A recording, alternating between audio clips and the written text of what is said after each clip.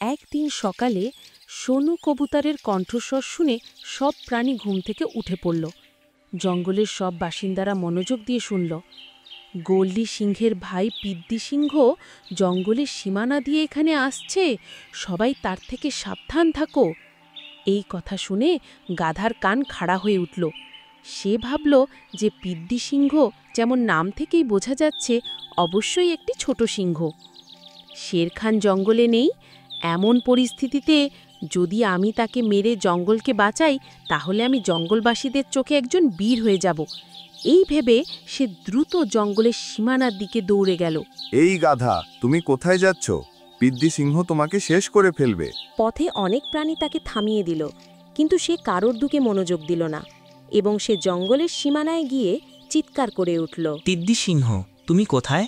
আমার জঙ্গলে প্রবেশের সাহস কিভাবে? ওহ ভগবান, এর নামের মতো এর আকার এত বড় নয় বন্ধুরা। তোমরা আমাকে মারতে এসেছো? অপেক্ষা করো, আমি তোমাকে শিকার বানাবো। এই বলে সে গাধার দিকে এগিয়ে যাচ্ছে, কিন্তু তখনই শের খান সেখানে পৌঁছে গেল। তুমি আমার জঙ্গলের প্রাণীদের ক্ষতি করবে, আমি তোমাকে একটা শিক্ষা দেব। এই বলে সে দ্রুত পিদ্দির ওপর ঝাঁপিয়ে পড়ে, তাকে মারাত্মকভাবে আহত করে। শের খান, আমি অবশ্যই তোমার কাছ থেকে এই অপমানের প্রতিশোধ নেব।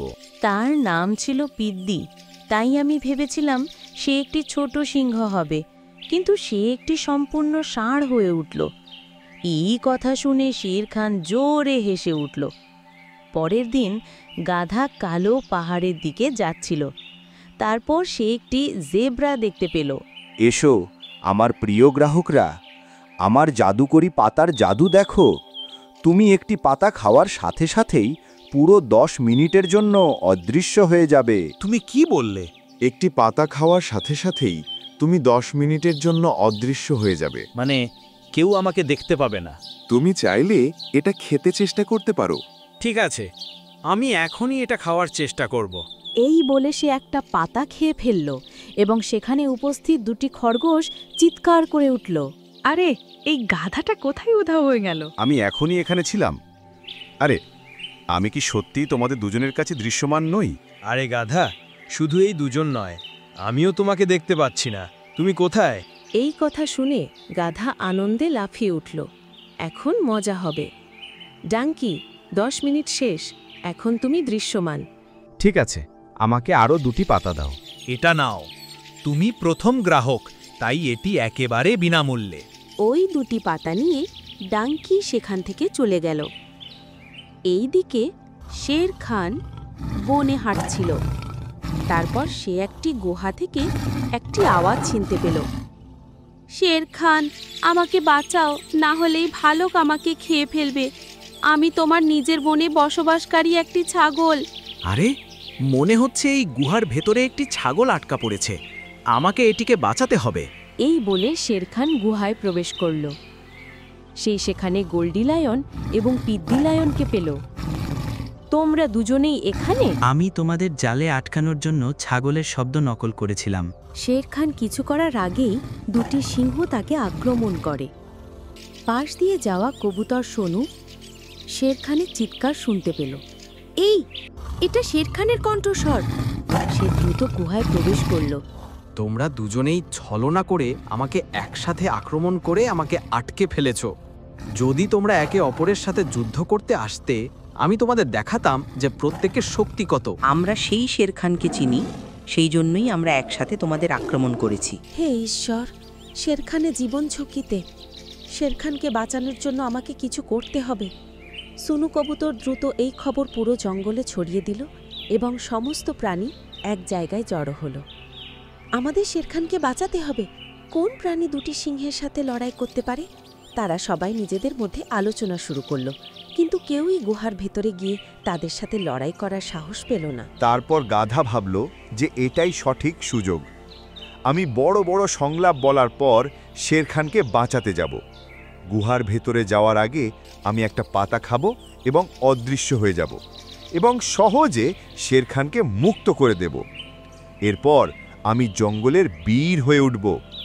তোমরা সবাই নিজেদের মধ্যে বাজে কথা বলতে থাকো।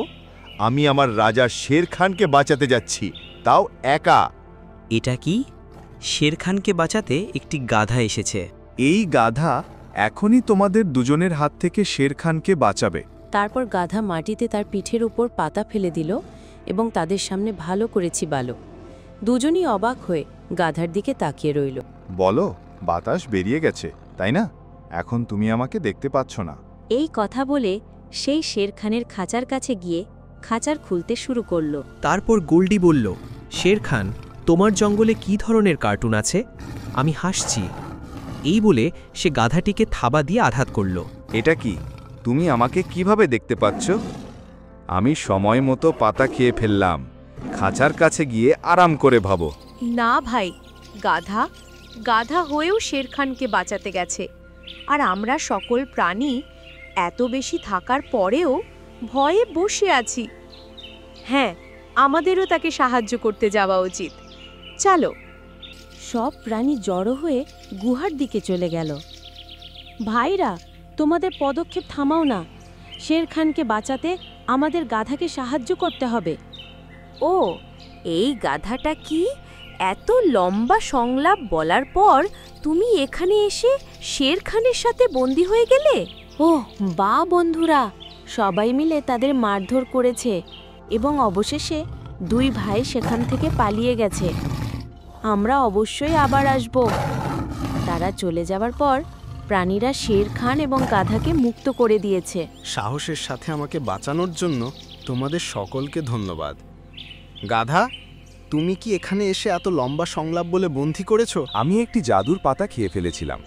আমি জানি না আমি কিভাবে অদৃশ্য হতে পারিনি।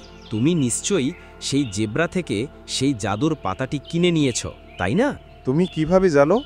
জেব্রা এবং দুটি খরগোশ একসাথে সবাইকে গাধায় পরিণত করছে, আর তুমি ইতিমধ্যেই একটি গাধা। এখন তুমি আরও বেশি করে সত্যবাদী হয়ে গেছো। এই কথা শুনে গাধা মাথা নিচু করে ফেলল, আর সব প্রাণীরা হেসে উঠল। ভিডিওটা ভালো লাগলে একটা লাইক করতে আর একটা সাবস্ক্রাইব করতে ভুলবেন না।